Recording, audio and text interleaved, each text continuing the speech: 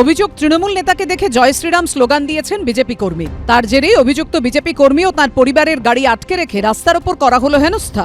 যে ঘটনা ঘিরে তপ্ত হয়ে উঠল পশ্চিম মেদিনীপুরের সবং এলাকা। অভিযোগকারী বিজেপি কর্মী অরবিন্দ মিশ্রর দাবি, মিথ্যে অভিযোগ তুলে তাঁদের গাড়ি আটকে হেনস্থা করেছেন স্থানীয় পঞ্চায়েত সদস্য পুষ্পেন্দু বেরা সহ কয়েকজন তৃণমূল নেতা। এমনকি ঘটনার ভিডিও করতে গেলে তার মোবাইল কেড়ে নেওয়ার চেষ্টা করা হয় বলে অভিযোগ করেছেন তিনি। পাল্টা তৃণমূলের অভিযোগ, প্ররোচনা দিতেই তাঁদের দেখে জয় শ্রীরাম স্লোগান দিয়েছেন ওই বিজেপি কর্মী।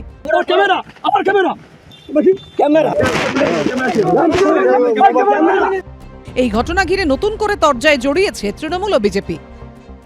তারা জয় শ্রীরাম স্লোগান দিয়েছিল। এই স্লোগানটা শোনার পর ওখানে যারা দাঁড়িয়েছিল তৃণমূল কংগ্রেসের অকথ্য ভাষায় গালাগালি করে, কিলচর ঘুষি মারে। কাউকে দেখে প্রভোকেশন দেওয়ার জন্য, প্ররোচনা ছড়ানোর জন্য জয় শ্রীরাম বলেছিলেন। তাতে বোধহয় একটু কথা কাটাকাটি বচসা হয়েছে, কোনো অত্যাচার হয়নি। বা এই ব্যাপারটা নিয়ে যারা শোরগোল ফেলে তারা খুব গণতন্ত্রের পক্ষে ঠিক কাজ করছেন বলে আমার মনে হয় না। পুলিশ সূত্রে খবর, কি ঘটেছে খতিয়ে দেখছে সবং থানা। অমিত জানার রিপোর্ট, এবিপি আনন্দ, পশ্চিম মেদিনীপুর। সুপ্রিম কোর্টের নির্দেশের পরেও এসআইআর শুনানি ঘিরে দিকে দিকে অশান্তি, ভাঙচুর, তাণ্ডব, সরকারি সম্পত্তি নষ্ট। মুর্শিদাবাদের ফারাক্কা দিয়ে যার শুরুটা হয়েছিল, চারদিকে তা চলছে, থামছে না, থামার কোনো লক্ষণ নেই। আর এরই মধ্যে হুমকির সুর শোনা গেল ফারাক্কার তৃণমূল বিধায়কের গলায়, যার উপস্থিতিতে কয়েকদিন আগেই বিডিও অফিস ভেঙে চুরমার করে দেওয়া হয়েছিল।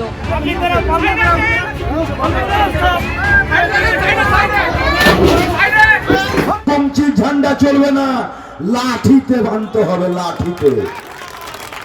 কোমরকে ঢিলা করে দিতে হবে নির্বাচন কমিশনে। বুধবারই অশান্তির আগুনে জ্বলেছিল মুর্শিদাবাদের ফারাক্কা এলাকার তৃণমূল বিধায়ক মনিরুল ইসলামের সামনে ভেঙে চুরমার করে দেওয়া হয় বিডিও অফিস। 5 দিন কেটে গেলেও এখনো তৃণমূল বিধায়ককে ছোঁয়নি পুলিশ। আর এর ফলে আরো উজ্জীবিত হয়ে আরো বেপরোয়া তৃণমূল বিধায়ক মনিরুল ইসলাম। সোমবার ফারাক্কায় প্রকাশ্য সভায় নির্বাচন কমিশনকে হুমকি দিতে দেখা গেল তাকে।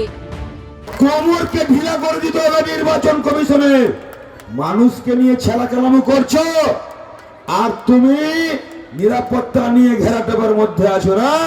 তুমি আকাশে আছো, পাতাল থেকে ছেঁচড়ে বের করবো, পাতাল থেকে বের করবো। নির্বাচন কমিশনের এখান থেকে আমি বলতে চাই, ওনাকে পদত্যাগ করা উচিত। ভাঁড় হয়ে গেছে, গাদ্দার হয়ে গেছে, অযোগ্য লোক। এখানেই শেষ নয়, সুর আরো চড়িয়েছেন তৃণমূল বিধায়ক, আরো বড় হুমকি দিয়েছেন। আমি শুধু ইশারায় বলবো, 19 তারিখে ফাইনাল লিস্ট বের হবে, তখন কিন্তু যদি সব ঠিকঠাক হয়, আর নচেত দেখবেন চারদিকে আগুনে আগুন জ্বলছে। কিচ্ছু করার নেই, কিচ্ছু করার নেই।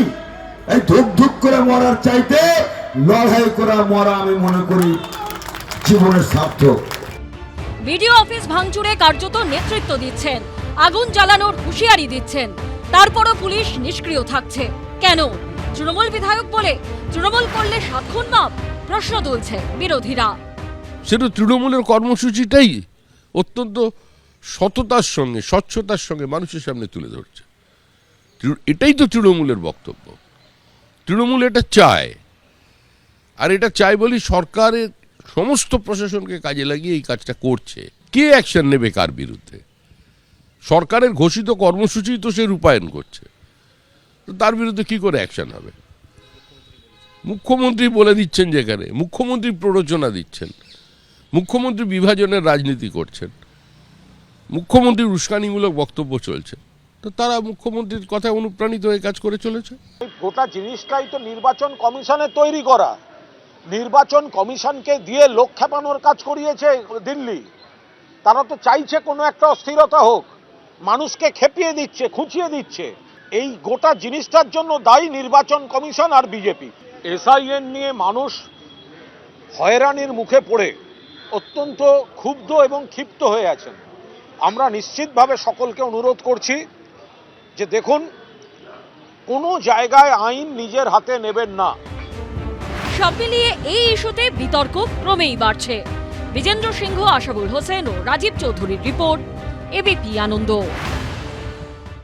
এবিপি আনন্দ, এগিয়ে থাকে, এগিয়ে রাখে।